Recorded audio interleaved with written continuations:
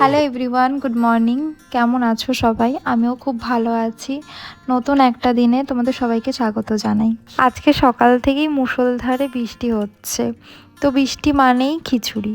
তোমরা কি জানো খিচুড়ির সাথে কোন ছোট্ট জিনিসটা মনে শান্তি এনে দেয়? আমি এটার উত্তর ভিডিওর মাঝে দিয়েছি, তো ভিডিওটা তোমরা দেখতে থাকো।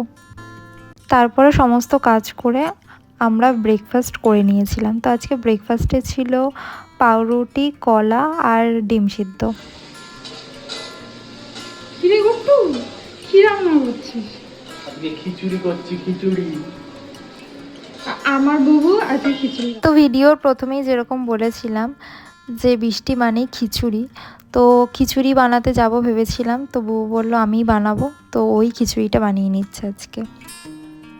তারপর খিচুড়ি হয়ে যাওয়ার পরে আমরা খেতে বসে গেছিলাম। তোমাদেরকে একটা প্রশ্ন দিয়েছিলাম, খিচুড়ির সাথে কোন জিনিসটা মনকে শান্তি দেয়? তো দুটো জিনিস হয়। ফার্স্ট হচ্ছে বেগুন ভাজা, সেকেন্ড হচ্ছে প্রিয়জনের সাথে খাওয়া।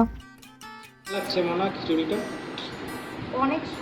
আজকের ভিডিও এইটুকুই। নতুন গল্প নিয়ে আবার আসবো।